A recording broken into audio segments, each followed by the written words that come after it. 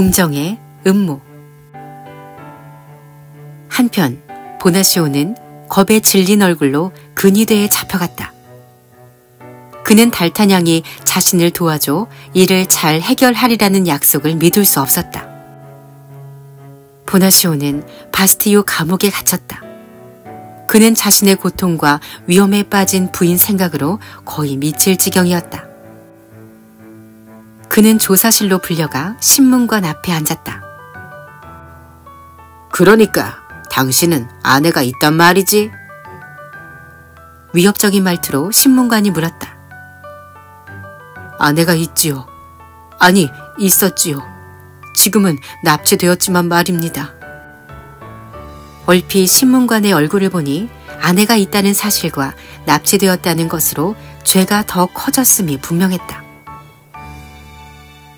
그처럼 의지가 약하고 용기도 없고 강인하지 못한 사람은 버티기가 어려운 상황이었다. 자신에게 무슨 일이 일어나고 있는 건지 어렴풋이 생각하면서 보나시오는 최근까지 일어난 모든 일들을 세세하게 이야기했다.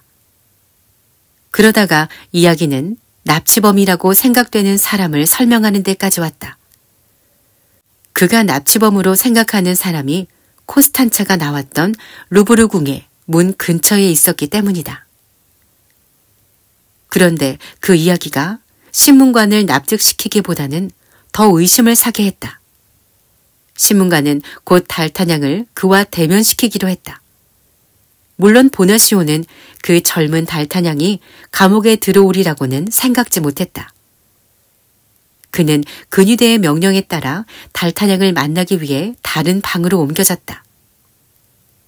잠시 후 문이 열리고 무척 엄격해 보이는 귀족이 나타났다. 이 사람은 누구시오?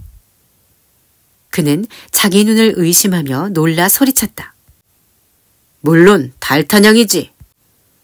신문관이 큰 소리로 말했다. 하지만 나리, 이 사람은 당신이 말한 사람이 아니에요.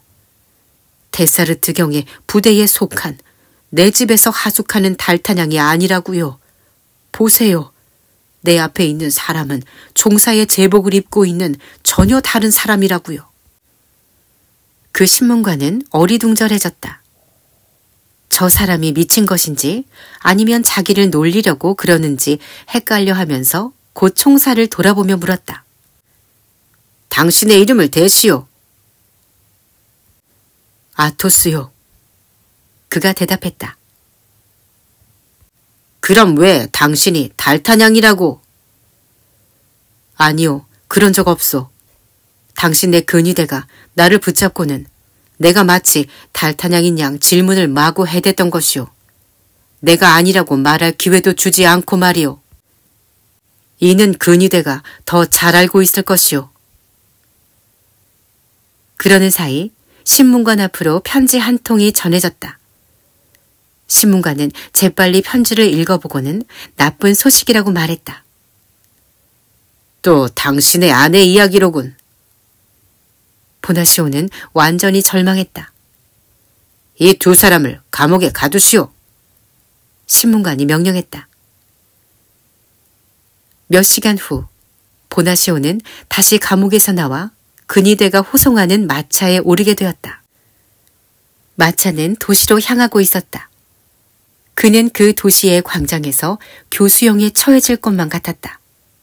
그러나 그런 일은 다행히 일어나지 않았다. 마차는 벽으로 둘러싸인 어느 저택의 문 앞에 멈추어 섰다. 그는 저택 안의 한 방으로 안내되었다. 사방에 책이 쌓인 커다란 방이었다. 서재임이 분명한 그 방은 잘 정돈되어 있었다. 방 한가운데의 책상 위에는 책과 지도가 쌓여 있었고 한쪽에는 커다란 벽난로가 있었다. 그는 벽난로의 불을 보면서 생각에 잠겼다. 그러다 무심코 뒤를 돌아보니 자신을 뚫어질 듯 바라보는 사람이 있었다. 보나시오는 그 사람이 평범한 인물이 아니라는 것을 알고 덜컥 겁이 났다. 그 사람은 여윈 얼굴에 턱수염을 길게 기르고 있었다. 머리가 회색이었지만 40살은 넘지 않아 보였다. 귀족의 옷차림을 하고 있었고 칼은 차고 있지 않았지만 군인 같은 분위기를 풍겼다. 최근에 도시 밖을 나갔다 왔는지 장화에는 진흙이 묻어 있었다. 바로 이 사람이 추기경이었다. 보나시오가 그를 알아보지 못한 것은 당연했다. 그 사람은 상인과 같은 평범한 사람이 지나다가 쉽게 볼 수 있는 그런 사람이 아니었던 것이다. 추기경은 보나시오의 진술서를 손에 들고 있었다. 마치 그의 앞에 서 있는 사람이 진술서를 제대로 썼는지 확인하듯이 진술서와 그를 번갈아 쳐다보며 읽었다. 그러나 그 진술서가 별로 탐탁하지 않았는지 결국 이렇게 중얼거렸다. 납치범이 있다 하더라도 저 얼굴을 가진 사람은 아닐 거야. 시험을 해보려는 듯 추기경은 보나시오를 뚫어지게 바라보며 천천히 말했다. 자네는 엄청난 역적죄로 체포되었네. 상인은 놀랐지만 추기경이 말하는 무시무시한 이야기는 전혀 알 수가 없었다. 저는 아무것도 모릅니다. 맹세합니다. 자네는 영국의 버킹엄 공작과 자네 아내와 함께 왕의 명예와 프랑스의 안전을 위협하는 음모를 꾸미지 않았는가? 나리, 제가 알고 있는 것은 아내가 제게 해준 이야기.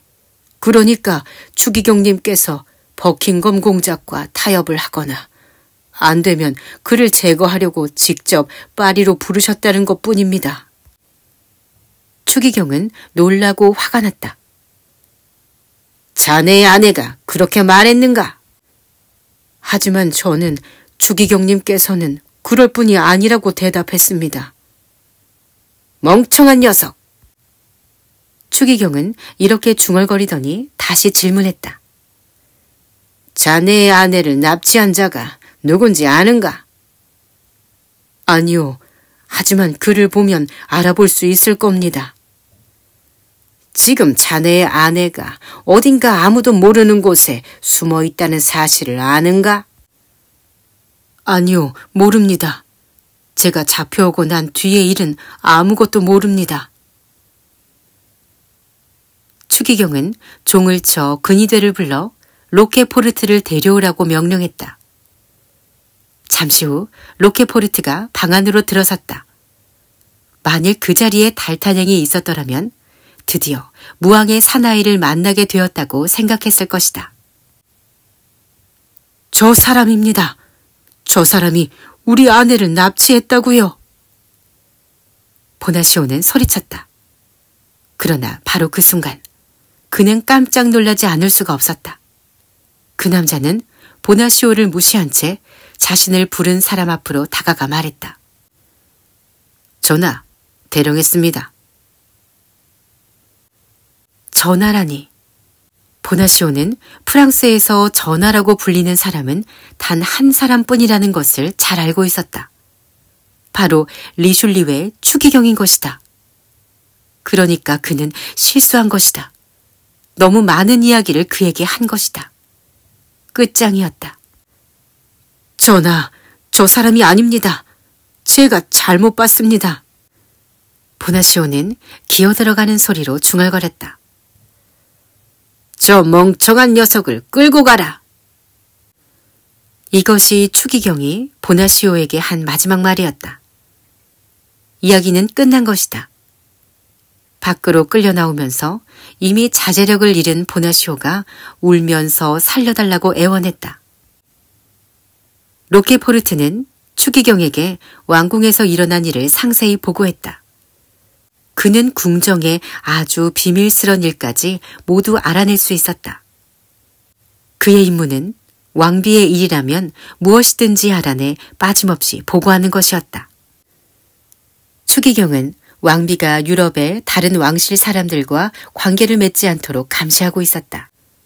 왜냐하면 왕비와 버킹엄 공작과의 관계는 개인적 감정을 넘어서 정치적으로 커다란 문제를 일으킬 수도 있었다.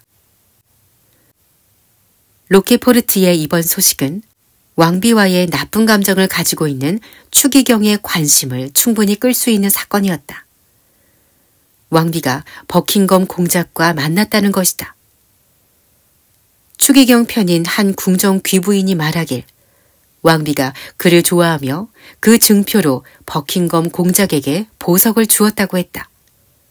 그 보석은 다이아몬드로 바로 얼마 전 왕이 왕비에게 선물한 것이라고 했다. 이 이야기는 추기경에게 충격적이었다. 그는 잠시 생각에 잠겼다. 그리고 이 사건을 잘 이용하여 자신의 목적을 이룰 방법을 생각해냈다. 추기경은 로케포르트를 내보내고 보나시오를 다시 들어오게 했다. 그의 머릿속에는 이미 왕비를 자신의 소나기에 넣을 계획이 서 있었다. 이 첫 번째 계획을 위해선 보나시오와 같이 순진한 사람이 필요했다. 추기경은 아까와는 전혀 다른 부드러운 말투로 이야기했다. 조금 전에 과격했던 자신의 행동을 사과하면서 옆에 있는 로케포르트에게 그간의 피해와 걱정에 대한 보상으로 30프랑을 주라고 명령했다. 순식간에 보나시오는 추기경 편이 되었다. 보나시오가 물러가자 추기경은 왕비의 충신들 가까이에 첩자를 두게 된 것에 아주 만족스러워했다. 그리고 근위대를 불러 명령했다. 비트레이에게 즉시 출발할 준비를 하라고 일러라. 잠시 후 비트레이가 떠날 준비를 끝내고 나타났다. 이 편지를 런던에 있는 밀레이드에게 전하거라. 쉬지 말고 빨리 달려가 그녀에게 직접 편지를 전해야 한다. 갔다 오면 큰 보상을 받게 될 것이다. 그 편지는 완전히 봉인되어 있었다. 거기에는 이렇게 쓰여 있었다. 앞으로 있을 궁정 연회 때 공작은 분명히 12개의 다이아몬드가 박힌 보석을 달고 나올 것이다. 어떻게 해서든 그중 2개의 다이아몬드를 훔쳐라. 임무를 완수하고 나면 즉시 나에게 알려라. 추기경은 자신의 이익을 위해서는 곧바로 실행에 옮기는 것으로 유명한 인물이었다. 왕궁을 자유롭게 출입할 수 있는 사람은 드물었다. 그러나 추기경은 아무 때나 왕궁을 출입할 수가 있었다. 그는 이를 꾸미고 채 하루도 지나지 않아 왕실로 들어갔다. 그리고 왕이 혼자 있는 틈을 타 자신의 작전을 시작했다. 폐하께서 아셔야 할 일이 있습니다. 최근 5일 동안 버킹엄 공작이 파리에 와 있었습니다. 예상한 대로 왕은 이 소식에 무척 놀랐다. 파리에? 무엇 때문에? 추기경은 짐진 말을 해야 할지 말아야 할지 모르겠다는 듯 잠시 난감한 표정을 하곤 작은 소리로 말했다. 당연히 정치적 이유 때문이겠지요. 아마 폐하께 대드는 신교도들이나 스페인과 음모를 꾸미기 위해서인 것 같습니다. 이미 이런 사실을 알고 있던 왕은 이런 이야기 말고 자신이 마음에 두고 있는 이야기를 하고 싶어 했다. 즉 왕비 안나에 관한 이야기였다. 자신의 가장 강력한 적인 영국인이 감히 자신의 부인인 왕비 안나에게 마음을 두고 있다는 생각에 질투심이 머리끝까지 치밀어 올랐다. 추기경, 그는 나의 명예를 떨어뜨리기 위해 파리에 온 것이오. 폐하, 어찌 그런 말씀을? 폐하의 말씀을 듣고 보니 생각나는 게 있습니다. 왕비 측근의 한 귀부인이 그러는데 요즘 왕비께서는 자주 눈물을 흘리며 편지를 쓰신다고 합니다. 그 편지를 빼내보시오. 하지만 폐하의 의심이 왕비님께 상처를 줄 수도. 추기경, 당신까지 내 말을 거역할 셈이오. 왕은 극도로 흥분하여 소리쳤다. 추기경은 만족스러운 미소를 지었다. 치밀한 추기경에게 왕은 결코 어려운 사람이 아니었다. 하지만 그의 계획에서 왕의 역할은 중요한 것이었다. 추기경이 바라는 것은 영국에 대한 왕의 증오가 버킹엄 공작으로 인해서 더욱 커지는 것이고 동시에 왕비 안나를 자신의 손아귀에 넣는 것이다. 그의 계획은 성공적으로 진행되고 있었다. 폐하, 편지를 가져오게 하는 임무는 공식적으로 권한이 있는 사람에게 맡기는 것이 좋겠습니다. 바로 서기관이죠. 아니요, 내가 직접 왕비에게 말하겠소. 왕은 이렇게 말하면서 서둘러 왕비 방으로 갔다. 왕이 들어서자 왕비 곁에 있던 귀부인들이 갑자기 조용해졌다. 분위기가 금세 어색해졌다. 부인, 당신에게 서기관을 보내겠소. 그는 내가 명령한 대로 말할 것이오. 그는 차갑게 이 말을 던지고는 급히 돌아섰다. 그 당시 왕비인 안나는 괴로운 날을 보내고 있었다. 그 도시에는 그녀를 시기하여 왕의 눈밖에 나도록 음모를 꾸미는 사람들이 많았기 때문이다. 하지만 왕비는 왕이 그렇게 모욕적인 요구를 자신에게 하리라곤 상상도 못했다. 왕비마마, 황공하옵니다만 보관하고 있는 편지를 모두 제게 주셔야만 되겠습니다. 그러니까 수사를 하겠다는 말씀이군요. 왕비는 곁에 귀부인에게 편지가 들어있는 책상 서랍의 열쇠를 그에게 주라고 일렀다. 서기관은 서랍을 열어 편지들을 세세히 검사했다. 서기관은 왕비에게 돌아서서 낮지만 단호하게 말했다.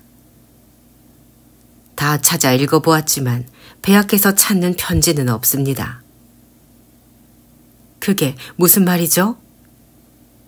국왕 폐하께서 찾는 편지는 아마도 다른 어딘가에 숨겨져 있겠지요. 왕비님께서 몸에 지니고 계실 것입니다. 그러자 왕비는 너무나 화가 나서 온몸을 부들부들 떨었다. 절대 안 돼요. 나를 수사하는 것은 허락할 수 없습니다. 죽는 한이 있어도. 곁에 있던 귀부인들도 크게 놀랐다. 그들 대부분은 왕비의 신복들로서 왕비가 고결하고 단호한 사람이라는 것을 잘 알고 있었다. 그러나 몇몇은 궁정의 모략에 빠져 프랑스의 정치에 관여하기 위해서 왕비와 친해지려는 사람들도 있었다. 하지만 지금은 모두가 작은 힘이나마 왕비를 도우려 했다. 그러나 왕비는 서기관이 자신에게 다가오자 모든 것을 체념하고 허리띠 속에 숨겨두었던 편지를 꺼내어 서기관에게 주었다. 잠시 후 편지는 왕의 손으로 넘겨졌다. 왕은 편지를 쥐고서 잔뜩 긴장하고 있었다. 드디어 왕이 편지를 한 줄 한 줄 읽어 내려가기 시작했다. 그런데 왕의 얼굴 표정이 점점 밝아지고 있었다. 그건 만족감의 표시였다. 그는 추기경에게 편지를 건네며 말했다. 일단 읽어보시오. 실제로 그 편지에는 협박과 음모의 내용들이 쓰여 있었지만 개인적인 감정이 담겨 있지는 않았다. 왕 루이 13세는 변덕이 심하고 가벼운 사람이었기 때문에 이 사실만으로 왕비에 대한 모든 의심을 접었다. 추기경은 왕비가 자신을 궁정과 프랑스에서 몰아내기 위해서 자신의 오빠인 스페인 왕과 오스트리아 왕에게 도움을 청하고 있다는 사실을 알고 있었다. 아무튼 그날의 작전은 추기경에게 좋은 결과를 가져다 주지 못했다. 어수룩한 왕은 추기경이 그에게 좋은 정보를 전해주는 척하면서 자기를 부추기고 희롱했다는 것을 눈치채지 못했다. 그는 추기경에게 말했다. 당신은 정말 훌륭한 정치가요. 폐하, 왕비께서는 지금 저 때문에 다른 나라와의 전쟁을 부추기고 있습니다. 단지 저에 대한 미움 때문에 프랑스가 스페인과 오스트리아의 적대 국가가 되어도 괜찮은지 폐하께서 잘 생각해 주시길 바랍니다.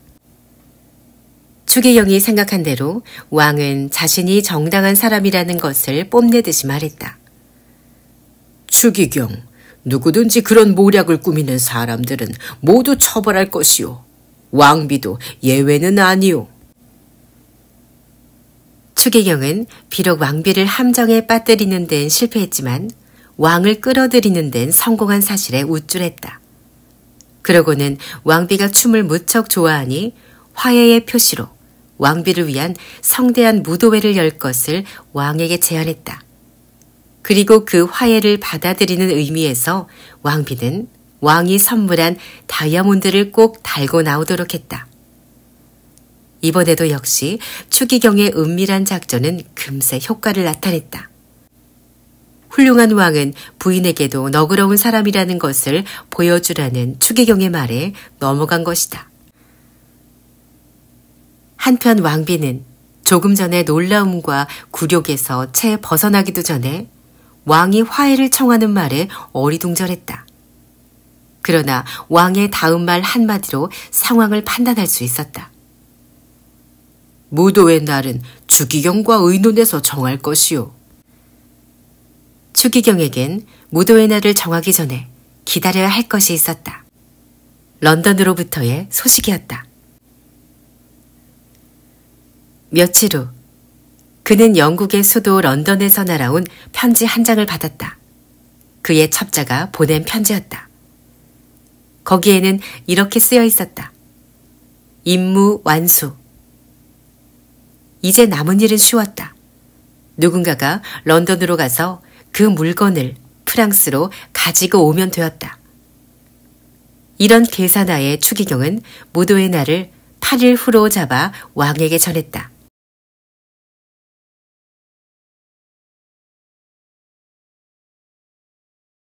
왕비 구출작전. 왕비는 국왕으로부터 8일 후에 무도회가 열릴 것이라는 통고를 받았다. 그리고 그날 왕이 선물한 다이아몬드를 달고 나오라는 말을 듣고 더 이상 탈출구가 없다고 생각했다. 추기경은 그녀가 프랑스의 적인 영국 사람에게 그 다이아몬드를 선물했다는 사실을 말할 것이고 결국 그녀를 해칠지도 몰랐다. 왕비는 자신의 방으로 돌아와 절망감으로 슬프게 울기 시작했다. 그때 한 여자가 조용히 왕비 곁으로 다가왔다. 왕비는 고개를 들어 그 여자를 보곤 깜짝 놀랐다. 그녀는 바로 보나시오 부인인 코스탄차였다. 그녀는 심성이 착하고 현명한 여자였다. 그러나 왕비가 취한 첫 번째 반응은 무관심이었다. 과연 이 궁정에서 누구를 믿을 수 있을 것인가? 하지만 그녀의 정직함과 순수함에 차츰 그녀를 믿게 되었다. 왕비마마, 왕비께서는 버킹엄 공작에게 그 다이아몬드를 선물하셨는데 8일 후에 있을 무도회에 그것을 달고 나가셔야 하니 난감하실 겁니다. 방법은 하나입니다. 누군가 믿을 수 있는 사람을 골라 왕비의 편지를 가지고 버킹엄 공작에게 가서 그 보석을 제 시간 안에 가지고 오도록 하는 것입니다. 왕비가 생각해도 그것만이 유일한 탈출구임이 분명했다. 하지만 이렇게 중요하고 위험한 일을 그 누구에게 맡길 것인가가 문제였다. 코스탄차는 자신의 남편인 보나시오같이 평범하고 순진한 사람이 의심을 받지 않고 쉽게 임무를 완수할 수 있을 것이라고 생각했다. 왕비는 자신의 위험을 확실하게 지켜줄 사람이 없었기 때문에 버킹엄 공작에게 전해줄 편지를 써서 코스탄차의 손에 쥐어주었다. 그러나 보나시오를 움직이게 하려면 돈이 필요했다. 왕비는 돈이 많지 않았지만 보석 상자에서 값진 반지를 꺼내서 코스탄차에게 주었다. 코스탄차는 바로 왕비 앞에서 물러나 편지와 반지를 가지고 자신의 집으로 뛰어갔다. 그녀는 왕비의 목숨과 프랑스의 미래를 두고 벌어지는 궁정의 음모에 끼어들게 된 것에 무척 흥분하고 있었다. 그녀가 집에 도착했을 때 보나시오도 돌아와 있었다.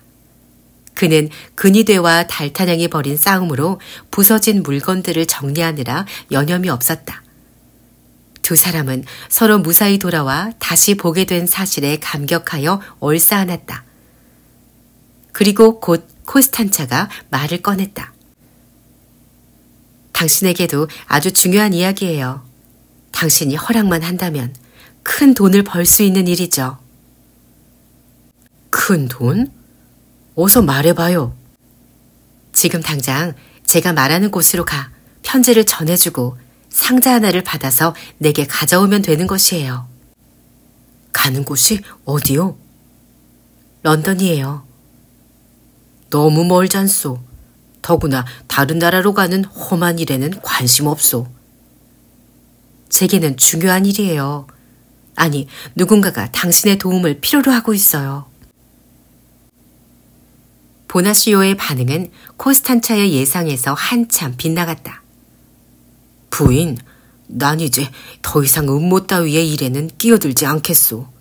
무슨 일인지는 몰라도 추기경님께서 당신을 감시하라고 명령하셨소. 추기경이요? 그렇소, 부인. 추기경님, 그 위대하신 분은 프랑스에 대한 걱정으로 가득 차신 분이요. 코스탄차는 도저히 믿을 수가 없었다. 그러니까 당신은 추기경과 손을 잡았단 말씀이에요? 부인, 내가 감옥에 있을 때 그분을 만나 뵙게 됐는데 그분이 내게 큰 상을 내리시고 관대함을 베푸셨소. 그러면서 그는 돈이 가득 든 꾸러미를 부인에게 보여주었다. 추기경에게 당신을 파셨군요. 코스탄차는 절망스럽게 외쳤다. 나는 이제 그의 충실한 신복이 되었소. 보나시오는 자랑스러워하며 말했다. 그리고 당신이 왕비가 계획하는 국가의 안전을 위협하려 하는 음모의 나를 끌어들이는 것은 용서하지 않겠소. 이제 보나시오를 믿을 수 없다는 게 분명해졌다. 그렇다면 누가 있을까? 코스탄차는 자신의 임무를 상기하며 다시 한번 남편의 마음을 움직여 그 일을 해줄 수 있는 방법을 생각해 보았다. 그렇다면 이 돈은 추기경이 당신의 신임을 얻고자 직접 준 거로군요. 그가 직접 준 것은 아니고 로케포르트 백작이 주었어요. 그는 내 친구죠. 로케포르트라고요? 세상에, 그 얼마나 악명 높은 이름인가. 당신은 나를 납치한 사람이 바로 로케포르트라는 걸 모르세요? 도대체 어떤 거래로 당신이 이렇게 변하셨나요? 당신 너무 안 됐군요. 도저히 믿을 수가 없어요. 보나시오는 그의 부인이 그렇게 괴로워하는 모습을 본 적이 없었다. 그는 순지인한 사람이었고 무엇보다 부인을 사랑했기 때문에 그녀를 탓할 일은 아니라고 생각했다. 부인, 내게 그렇게 말하지 말아요. 다시 생각해 봅시다. 당신이 내게 원하는 것이 무엇이요? 신라 같은 희망을 느낀 코스탄차는 본연의 자세로 돌아왔다. 제가 말씀드린 것을 해주셨으면 해요. 런던에 가 이 편지를 전하고 상자를 받아 최대한 빨리 돌아오는 것이에요. 당신이 나를 위해 이 일을 해준다면 저는 당신이 조금 전에 말한 끔찍한 일을 잊어버리고 지금까지 그래왔듯이 당신의 좋은 부인이 될 거예요. 이 여행이 위험하지는 않겠소? 위험하겠지만 조심해서 해야죠. 일이 무사히 끝나면 제가 알고 있는 것을 말씀드릴게요. 지금은 아무것도 밝힐 수가 없어요. 하지만 보나시오는 용기 있고 강한 사람이 아니었다. 그는 의자에 털썩 주저앉았다. 그는 단지 돈에 대한 욕심밖에 없었다. 부인, 그렇다면 만약 내가 당신의 청을 거절하면 어떻게 되는 거죠? 왕비의 명을 받들어 당신을 바스티오 감옥에 보내는 일이 생기겠죠. 코스탄차는 화가 나서 말했다. 그러면 나는 곧 추기경 이름으로 석방될 것이오. 보나시오는 승리감에 차서 대꾸했다. 코스탄차는 자신의 계획대로 그의 도움을 받으려는 마음에 그에게 너무 많은 것을 알려주었다는 것을 깨달았다. 그래서 자신을 믿어준 왕비에게도 위험이 닥칠 수 있겠다는 생각을 했다. 하지만 이미 늦었다. 남편은 갑자기 급한 일이 생겼다면서 급히 나가버렸다. 코스탄차는 절망 속에서 흐느끼기 시작했다. 바로 그때 어디선가 낯선 목소리가 들려왔다. 깜짝 놀란 그녀는 울음을 뚝 그쳤다. 그 목소리는 천장 쪽에서 울렸고 가스코뉴 사투리가 섞여 있었다. 달타냥은 우연히 2층 마루의 틈새로 아름다운 코스탄차와 그의 남편이 나눈 대화를 엿듣게 되었다. 그리고 그녀에게 위험한 일이 닥쳐올 것이라고 재빨리 설명했다. 당신의 남편은 지금 제정신이 아니오. 하지만 당신을 이렇게 도울 수 있는 기회를 준 것은 무척 감사한 일이오. 서두르세요, 부인. 나를 믿으십시오. 제가 당신을 돕는 것은 정의를 지키고자 하는 확신 때문이오. 달타냥은 늘 그래왔듯이 열성을 다해 한마디 한마디 말을 이어갔다. 그녀는 그런 글을 잘 알고 있었다. 코스탄차의 마음속엔 아직 모든 것이 끝난 것은 아니라는 희망이 되살아났다. 그러나 이 엄청난 비밀을 나이 어린 젊은이에게 맡겨도 될 것인지를 고민했다. 달타냥은 그녀의 고민을 잘 알고 있었다. 그래서 다시 말했다. 그 비겁한 사람에게 런던까지 은밀히 갔다 오는 일을 맡기겠습니까? 그런 거라면 그보다는 제가 훨씬 낫다고 생각하지 않습니까? 하지만 코스탄차는 여전히 망설였다. 그러자 달타냥은 방법을 바꾸기로 했다. 코스탄차의 눈 속에는 이렇게 엄청난 임무를 감히 누구에게도 맡길 수 없다는 절망감이 담겨 있었다. 달타냥은 부드러운 눈길로 말없이 코스탄차의 눈을 바라보았다. 그러자 그녀의 망설임은 눈 녹듯이 사라졌다. 그녀는 가슴에 담고 있던 비밀을 털어놓기 시작했다. 당연히 달타냥은 처음 듣는 이야기였다. 코스탄차는 다시 기운을 차리고 문제의 해결 방법을 찾아냈다. 이런 큰일을 하려면 돈이 필요할 거예요. 여기 적지 않은 돈이 있어요. 그러면서 그녀는 조금 전에 자신의 남편이 자랑스럽게 보여주었던 돈꾸러미를 금고에서 꺼내어 그에게 주었다. 코스탄차가 달타냥에게 돈을 건네고 있을 때 밖에서 누군가가 다가오는 소리가 들렸다. 쉿! 듣기만 하세요. 남편이에요. 빨리 도망쳐야 해요.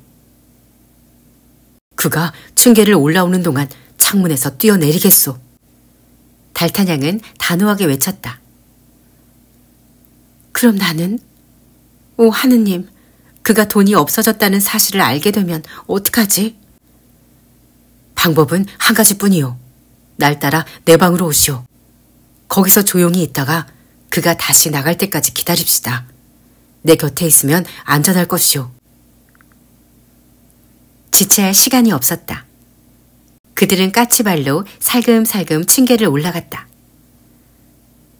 그 사이 보나시오는 다른 낯선 자와 말을 나누며 문으로 다가서고 있었다. 그는 잠시 집안을 둘러보더니 곧 다시 나갔다. 달타냥은 창가로 다가가 그가 말하는 소리를 들었다. 아내가 없군요. 벌써 루브르 궁으로 갔나 봅니다. 어서 들어오시오. 그 두 사람이 집으로 들어왔다. 달타냥과 코스탄차는 귀를 모아 아래층에서 나누는 대화를 엿들었다. 당신 부인이 당신을 의심하지 않는 것이 확실하오? 예, 아주 확실합니다. 내 계획을 알아차릴 정도로 똑똑한 여자가 아니거든요. 당신 말은 그녀가 루브르 궁으로 돌아갔을 거라 이거죠. 그렇다면 그녀가 당신 말고 다른 사람과 이야기를 하지 않았겠군요. 그럴 겁니다. 좋아요, 보나시오. 당신의 정보는 매우 중요한 것이오. 우리는 당신에게 무척 감사해 하고 있소이다. 하지만 당신의 아내가 당신에게 부탁을 하면서 누군가의 이름을 말하지 않은 것이 확실하오? 아무 이름도 말하지 않았습니다. 나에게 단지 런던에 가면 아주 높은 사람이 나에게 감사의 표시를 할 것이라는 것 뿐이었습니다. 달타냥과 함께 이 이야기를 듣고 있던 콘스탄차는 믿었던 남편에게 배신을 당한 사실에 분노하고 있었다. 그런데 당신이 그 임무를 받아들이는 척 했더라면 그 편지를 우리가 볼 수 있었을 텐데 그것이 아쉽군요. 그럼 당신은 나라를 구하는 일을 돕게 되고 우린 당신을 높이 인정할 수 있었을 텐데 말이오. 걱정하지 마세요. 제가 생각이 바뀐 척 하면서 아내가 나에게 다시 부탁하도록 할 수 있으니까요. 그렇게 하시오. 되도록 빨리. 그 결과를 보러 다시 들리리다. 낯선 자는 떠나갔고 보나시오도 어딘가 떠날 채비를 하고 있었다. 그때 2층에서 이야기를 엿듣고 있던 두 사람은 짐승의 울부짖음 같은 비명을 들었다. 이어서 뭔가를 급히 찾느라고 내는 물건 부딪히는 소리가 수선스럽게 들렸다. 그러더니 한숨소리와 함께 문이 쾅 닫히는 소리가 들렸다. 보나시오가 자신의 돈꾸러미를 찾는 데 실패하고 자신의 임무를 수행하기 위해 루브르 궁으로 가기 위해 나간 것이다. 두 사람은 그의 모습이 길 저편으로 사라질 때까지 숨죽이고 있었다. 그리고 서로의 눈을 바라보았다. 이제 그들의 믿음은 더욱 견고해졌다. 이제 당신 차례예요.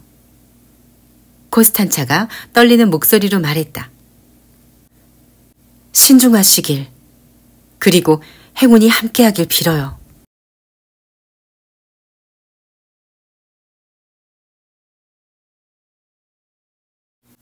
전쟁 전야. 달타냥은 보나시오의 집 문을 나서는 순간부터 프랑스와 왕실을 지키는 정의의 기사로 다시 태어났다. 물론 지금까지와 마찬가지로 그는 여전히 모험심과 현명함을 잃지 않았다. 그가 여행을 떠나기 위해선 우선 데사르트 대장에게 허락을 받아야 했다. 데사르트 경은 트레빌 대장의 친척이기도 했다. 그래서 달타냥은 트레빌 대장에게 직접 가기로 했다. 그리고 아주 긴급한 임무를 받아 여행을 떠나야 한다고 말했다. 달타냥을 신임하는 트레빌 대장은 그의 이야기를 귀 기울여 들었다. 대장님, 저는 지금 왕비님과 관련된 중요하고 비밀스러운 일을 위해 대장님의 도움을 청하러 왔습니다. 그 일이 무엇인지는 나중에 아시게 될 겁니다. 트레빌 대장은 달타냥의 심각한 표정과 진지한 말투에서 무척 중요한 문제라는 것을 알아차렸다. 자네가 나에게 도움을 청하려는 것이 무엇인가? 제가 복무하는 데사르트 대장님 부대에서 15일간 휴가를 얻었으면 합니다. 어디 가는지 나에게 말해줄 수 있겠나? 런던으로 갑니다. 누가 그 일을 방해하려 하는가? 예, 무척 지위가 높은 사람이 막으려 합니다. 그럼 자네 혼자 해낼 수는 없을 걸세. 하지만 대장님, 달타냥군, 마침 아토스를 어느 온천에 보내 아직 낫지 않은 어깨의 상처를 치유하고 오도록 하려 했네. 환자를 혼자 떠나게 할 수는 없어서 당연히 그의 두 친구 포르토스와 아라미스를 동행시키려고도 했다네. 정말 자네는 운이 좋은 친구일세. 대장님은 정말 너그러우신 분입니다. 그렇게 해서 트레빌 대장은 다른 사람들의 눈에 달타냥의 휴가가 정당하게 보여지도록 휴가 허가서를 근위대 대장에게 보냈다. 그 무렵 달타냥은 이번 일을 어떻게 설명하고 새 친구를 데려갈지 막막하기만 했다. 달타냥은 가장 가까이에 있는 아라미스부터 찾았다. 그는 여전히 젊고 멋있었다. 그러나 왠지 우울해 보였다. 달타냥은 자신의 이야기를 선뜻 꺼내지 못했다. 그때 트레빌 대장 저택에 하인이 나타나 아라미스에게 편지를 전해주었다. 편지를 다 읽은 아라미스가 외쳤다. 15일 동안 휴가라니 뭔가 실수가 있었나 보네. 나는 휴가를 신청한 적이 없는걸. 그 휴가를 받게나. 받으라니까. 그 이유를 곧 알게 될 걸세. 아라미스는 뭐가 뭔지 알 수가 없었다. 하인을 보내놓고 휴가 증명서를 들고 서 있자니 더욱 혼란스러워졌다. 이게 뭘 의미하는 거지? 자네가 나와 함께 15일 동안 여행을 하는데 필요한 증명서라네. 말도 안 돼. 난 파리를 떠날 수 없어. 아라미스, 자네가 원하면 언제든 그럴 수 있네. 그러나 그날 저녁을 한번 생각해보게. 그날 나는 누군가를 미행하다 자네 집 창문이 열리고 어떤 사람이 나타나는 걸 보았다네. 그날 무슨 일 때문에 만난 두 여자를 자네는 잘 알 걸세. 바로 그때와 같은 일로 지금 내가 자네에게 같이 가자고 청하는 걸세. 도대체 자네는 무엇을 알고 있는 거지? 그날 저녁 내가 전혀 본 적이 없는 사람들에게 관해 무슨 얘기를 해줄 수 있는 거지? 좋아. 적들의 음모가 여기까지 뻗칠 수도 있으니 위험하지. 그렇다면 친구, 같이 떠나세. 파리가 날 잡진 않겠지. 달타냥은 아라미스에게 고맙다고 했다. 그리고 둘이 함께 아토스의 집으로 향했다. 잠시 후 그들이 아토스의 집에 도착하자 아토스는 방금 전해받은 편지를 읽으며 어리둥절해하고 있었다. 친구들이 들어오자 아토스는 그 편지를 보여주었다. 거기에는 이렇게 쓰여 있었다. 아토스군, 자네의 건강 상태는 온천에 가서 15일 정도 쉬어야 한다네. 그러니 다녀오게나. 자네의 동료 포르토스와 아라미스가 자네를 잘 보살펴 줄 걸세. 돌아올 때쯤이면 완전히 회복되어 있길 바라네. 건투를 빌며 트레빌. 아토스는 말이 없었지만 그의 눈빛이 친구들에게 이렇게 묻고 있었다. 무슨 일인지 자네들은 아는가? 이제는 달타냥이 그 의문을 풀어줄 차례였다. 달타냥은 아토스를 바라보며 싱긋 웃고는 설명하기 시작했다. 바로 이때 문이 열리고 포르토스가 들어왔다. 이런, 자네들은 어떻게 생각하는가? 요구한 적도 없는데 휴가가 나오는 경우는 난생 처음이라니까. 다른 누군가가 요청했다면 가능하겠지. 아, 그럴 수도 있겠군. 그런 생각은 해보질 않았으니. 달타냥의 설명에 모두 만족스러워했다. 어디로, 언제 떠나지? 런던으로, 지금 당장. 런던? 다른 데도 아니고 왜 런던이지? 아주 중요하고 비밀스런 일 때문일세. 우리 4명이 런던까지? 그 먼 길을 무슨 돈이 있어서 간단 말인가? 돈에 대해서는 걱정하지 마시게. 모두에게 충분할 만큼의 돈을 내가 가지고 있네.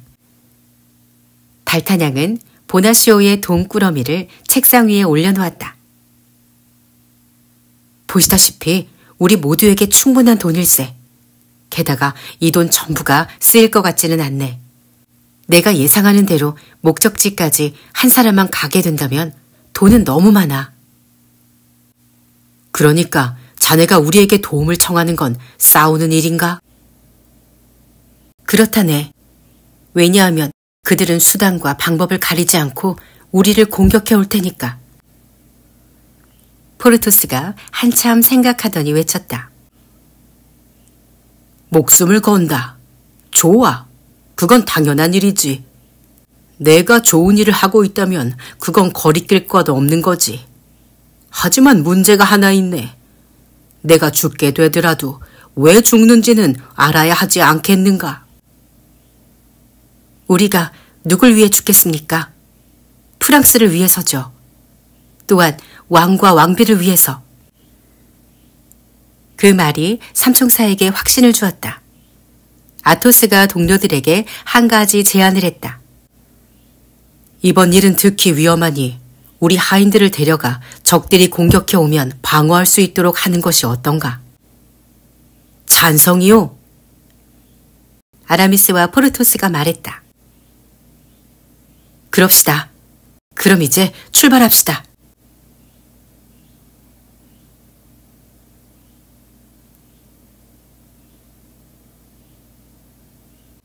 런던으로 출발. 그들은 무거운 침묵 속에 말을 타고 밤에 출발하여 아침이 되어서야 샹틀리에 도착했다. 그들은 아침 식사를 하기 위해 여관 앞에 말을 세웠다. 그들 옆에는 한 귀족이 앉아 식사를 하고 있었다. 그가 네 사람에게 말을 걸어왔다. 그들은 예의 바르게 대답했다. 그런데 그 귀족이 갑자기 이렇게 외쳤다. 추기경을 위해 건배! 그 예민한 상황에 첫 번째로 반응한 사람은 포르토스였다. 그는 그 귀족이 우선 왕을 위해 건배를 하고 마시고 나면 우리도 추기경을 위해 건배를 할 준비가 되어 있다고 말했다. 하지만 그 귀족은 프랑스의 추기경 외에 다른 권위 있는 사람이 있는지 알지 못한다고 단호하게 말했다. 그건 분명한 도전이었다. 포르토스와 동료들은 그때서야 자신들이 함정에 걸려들었다는 걸 눈치챘다. 명예가 걸린 문제라 그 모욕을 그냥 지나칠 수는 없었다. 포르토스만이 그 적을 상대하도록 남겨둔 채 동료들은 급히 식당을 나왔다.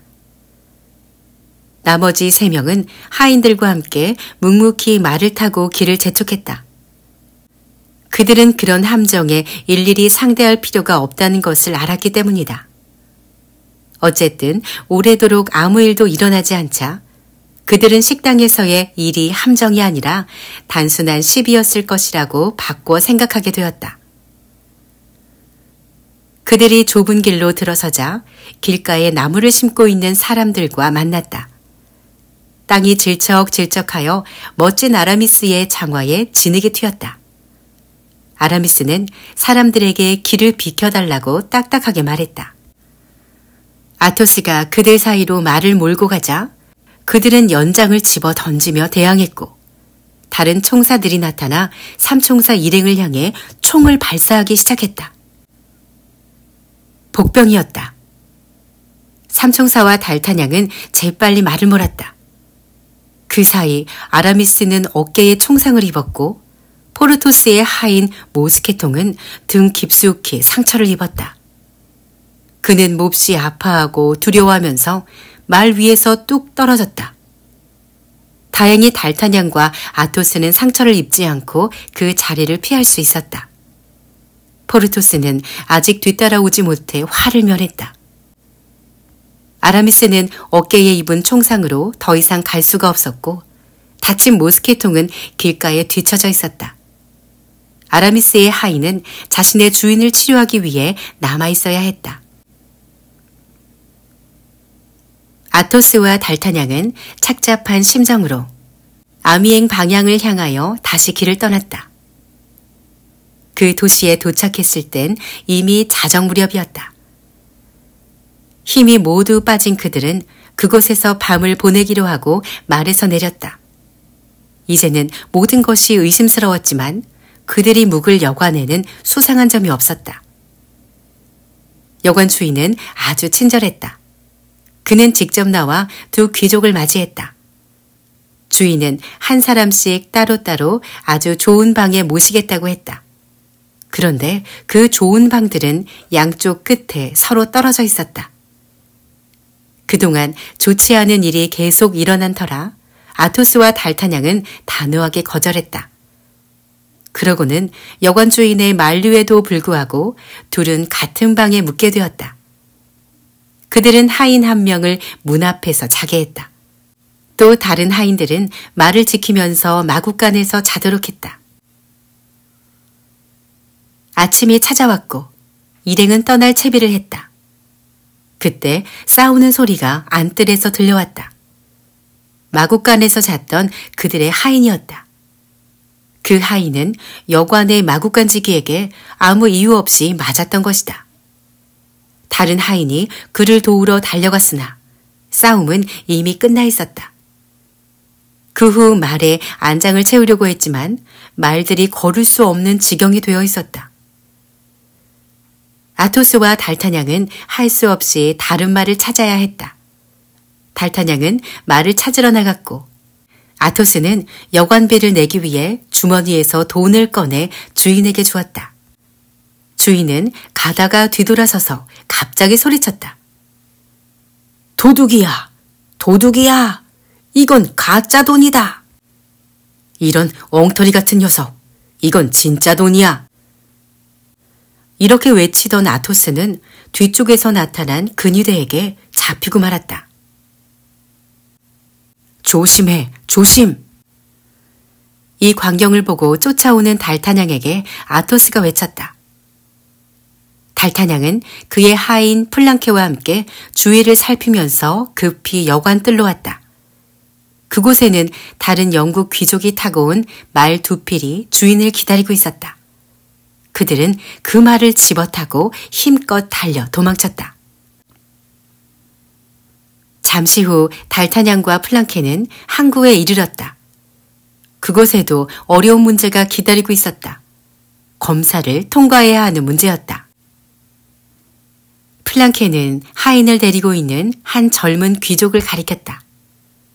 그 사람도 검사를 통과하는 문제로 서성이고 있었다. 달타냥과 플랑케는 그 귀족을 따라가기로 했다. 그러면서 영국 해안까지 가는 배편의 자리를 구하는 것은 쉬운 일이라는 것을 알았다. 하지만 조건이 하나 있었다. 바로 추기경이 서명한 통행증이 있어야 했다. 그 젊은 귀족은 통행증이 있었다. 배의 선장이 젊은 귀족에게 말하길 추기경이 서명한 통행증을 그 도시의 영주에게 다시 확인을 받아와야 한다고 했다. 영주의 저택은 그 도시에서 좀 떨어져 있었다. 그 귀족은 하인과 함께 영주의 집으로 발걸음을 옮겼다. 달타냥과 플랑케는 그들이 눈치채지 못하게 뒤를 밟았다. 인적이 드문 한적한 길로 접어들자 달타냥이 재빨리 귀족을 막아섰다. 그러고는 통행증을 넘겨달라고 정중하게 청했다. 귀족은 통행증을 빼앗기지 않기 위해서 칼을 뽑아들었다.